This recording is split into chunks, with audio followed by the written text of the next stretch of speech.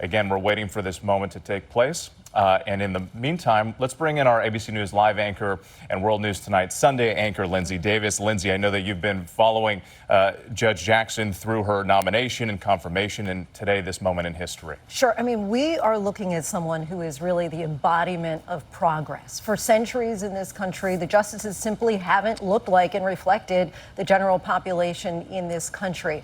And something that she has talked about again and again is how just in one generation in her family, they went from segregation to the Supreme Court. She has mentioned several times that she has come this far by faith. She mentioned after her confirmation that she is the hope and the dream of the slave, quoting Maya Angelou there. And so there is so much excitement about the weight of this moment, the monumental moment, the magnitude of it all that we're going to all watch in just a few moments as she goes from judge, as you said, to Justice Jackson. And again, we're looking right now. This is we're awaiting Chief Justice John Roberts to enter with Justice Stephen Breyer and Judge Jackson, who will soon be known as Justice Jackson.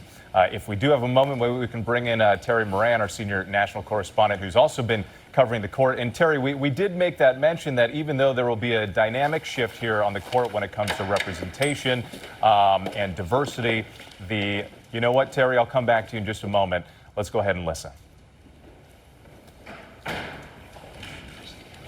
Welcome to the Supreme Court. We're here today to administer the oaths of office to Judge Ketanji Brown Jackson to become an Associate Justice of the Supreme Court of the United States. But before we do so, I would like to recognize Dr. Patrick Jackson, who is here, her husband, and her daughters Talia and Layla. The administration of the oath is required both by the Constitution and by the Judiciary Act, and so we'll be delivering two oaths. I'll deliver the constitutional oath, and Justice Breyer will administer the statutory oath. There will be a formal investiture in the fall, but the oaths will allow Judge Jackson to undertake her duties, and she's been anxious to get to them without any further delay. Are you prepared to take the oath? I am.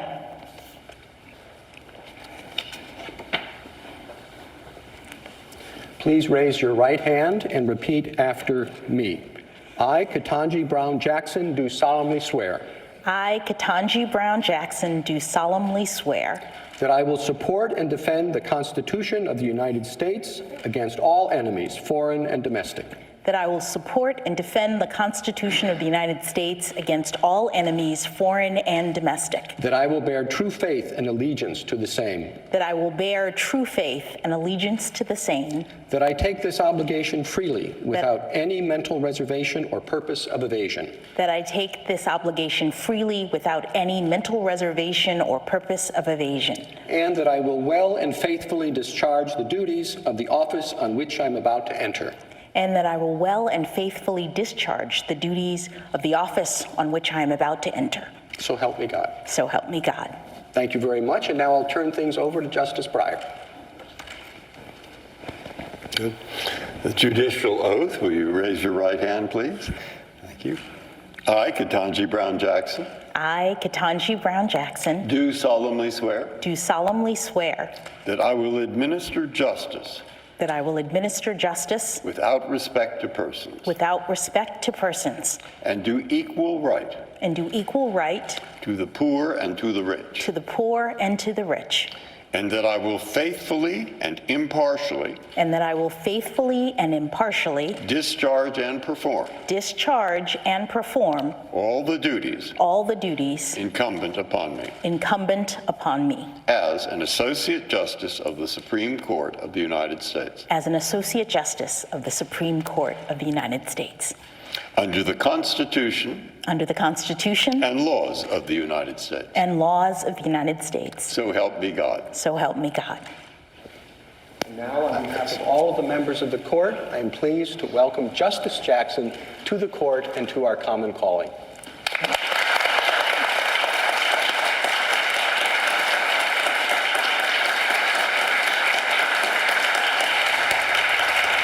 There you have it, Judge Ketanji Brown Jackson, now known as Justice Jackson. You were watching the swearing-in ceremony. She took 2 oaths of her position there. Chief Justice John Roberts administering the constitutional oath.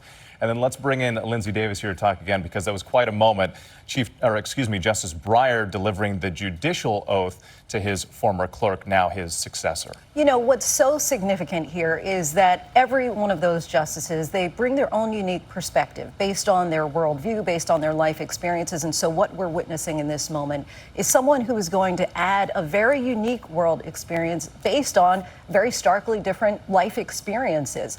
And today I'm mindful of the story that she shared during her nomination hearing, where she talked about being that freshman student on Harvard's campus wondering, is this the right environment? Kind of suffering from that imposter syndrome. Can I do this? And she said that anonymous black woman who remains a stranger today just whispered to her, persevere.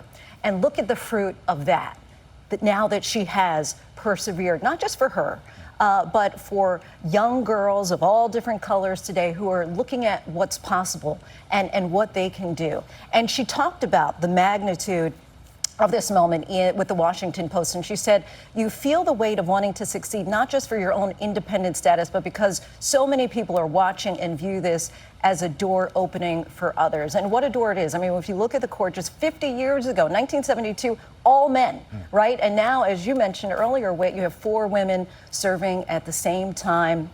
The 116th member of the court, for the first time, a black woman in the court's 233-year history. And millions of Americans who never had this kind of representation before this historic moment. Lindsay, thank you. I do want to turn now to our senior national correspondent, Terry Moran, because we did note earlier, yes, the dynamics do shift on the court, but the ideological balance remains the same. The ideological balance remains the same. There's an old saying that every new justice means a new court because of the personal dynamics. And watching that ceremony, it's so moving and so extraordinary and so overdue. It's 2022. Black American women have built this country from the earliest times in the face of so much opposition and struggle, and we all know them. We grow up learning the names of Harriet Tubman and Sojourner Truth and Marian Anderson and Barbara Jordan and so many. And here's Ketanji Brown Jackson now stepping forward in that line onto the Supreme Court of the United States, representing not just those, but the countless others who did help build our country. And she brings to this court with so much more than her identity. She also brings a brilliant legal mind, and she brings an experience to the court that it really needs. She was a public defender. Imagine who has public defenders in this country. She stood by their side in American courtrooms and represented them. That is a perspective this court lacks.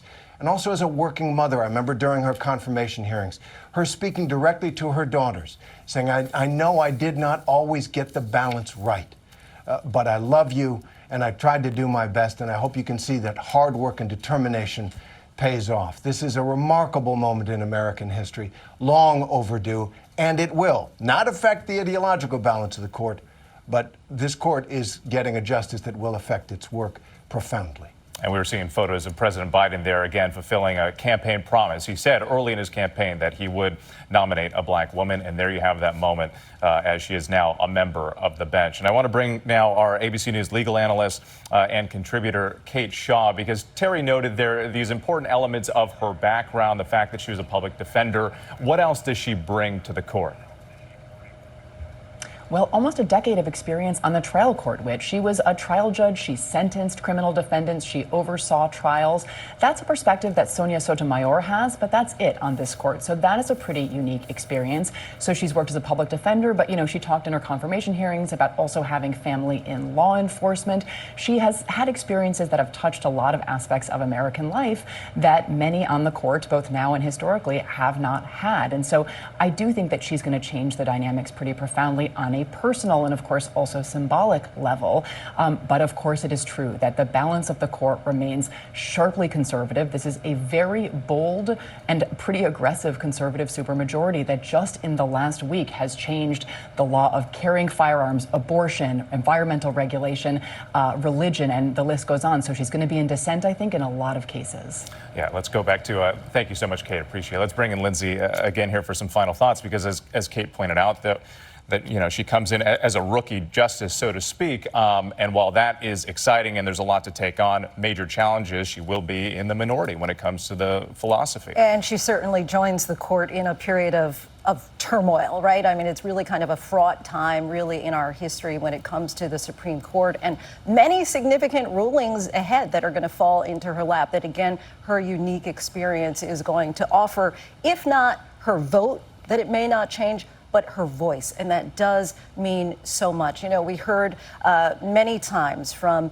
Kamala Harris saying that she may be the first, but she won't be the last. And I think that it does bear repeating. I've said it before, that this is also for the generations of Black women who would have, who could have, who should have been able to attain and achieve in a way that in this time, obviously she's been confirmed, but this was the first time that a Black woman was ever even nominated, ever even given the opportunity to sit at the table. And so this is something that many people are celebrating, at the same time feeling a little disappointed, like, why are we just now having the first? But certainly to be commended today that it's finally happened. Absolutely. All right, Lindsay Davis, thank you so much. Before we go, we do want to check back in with Devin Dwyer, who obviously follows the Supreme Court for us as well. And Devin, you have a little bit more perspective on how this swearing-in ceremony played out today.